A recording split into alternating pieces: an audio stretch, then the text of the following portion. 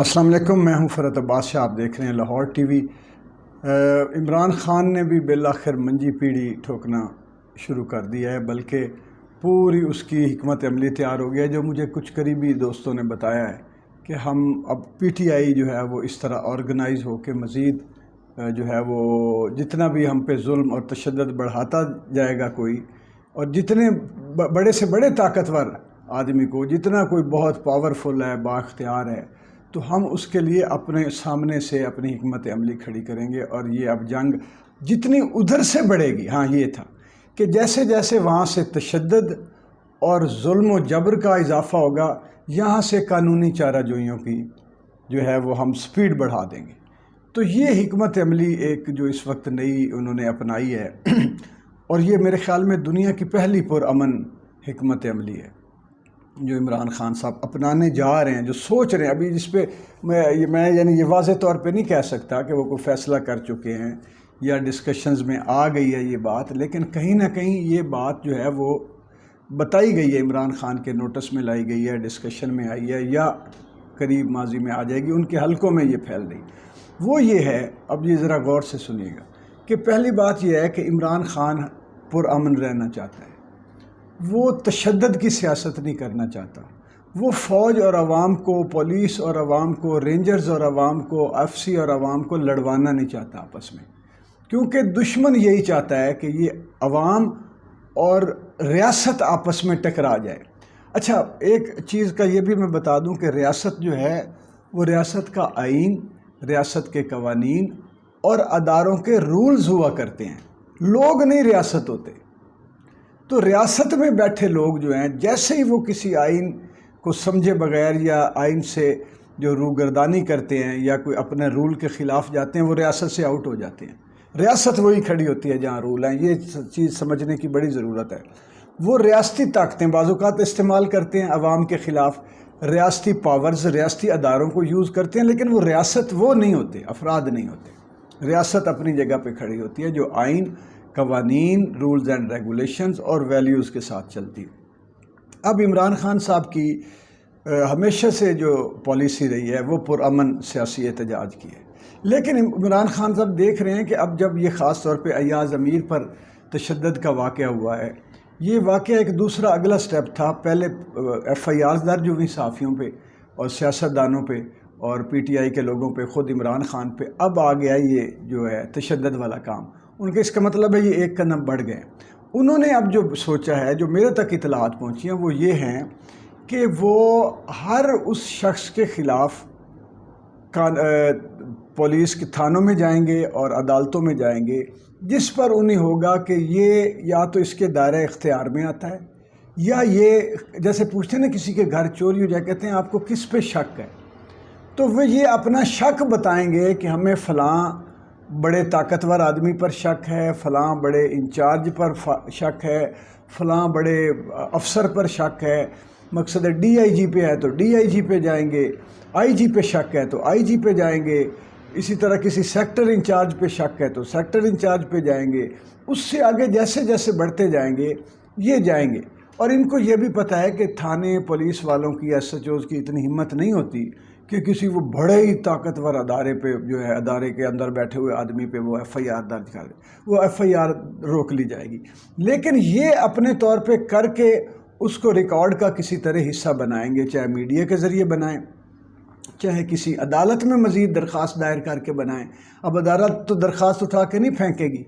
عدالت تو رکھے گی اس کو، کوئی نہ کوئی کرے گی، نہیں تو عدالتی نظام ہی دھڑم سے گر جائے گا۔ عدالتی نظام گر گیا تو پھر ختم ہوگی ساری بات۔ تو یہ اس طرح اس کو لے کے آئیں گے ریکارڈ پہ، اور وہ چیزیں جو ہے وہ بنا دی جائیں گی، جیسے تیرے وہ پرچہ محفوظ ہو گیا، ایف آئی آر کلوز ہو گئی، کلوز نہیں ہوتی لیکن وہ اس کو غائب کر دیتے ہیں کہ جی اس کو کھولنا نہیں ہے۔ یہ ہوتا جائے گا۔ پھر جب یہ لوگ، اب یہ اگر جو رجیم ہے جب یہ ہٹے گا اوپر سے اور کوئی بھی آئے گی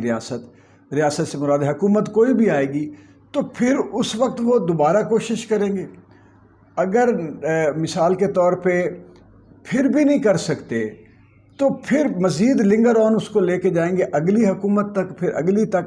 یہ وہ کہتے ہیں جی کہ ہم نسل در نسل اب ان اس قانونی ڈیمانڈ کی اور اپنے قانونی حق کی ہم جو ہے وہ ایسی پلاننگ کریں گے، اتنے لوگ ایک کو ماریں گے تو دوسرے کو ماریں گے تو تیسرا،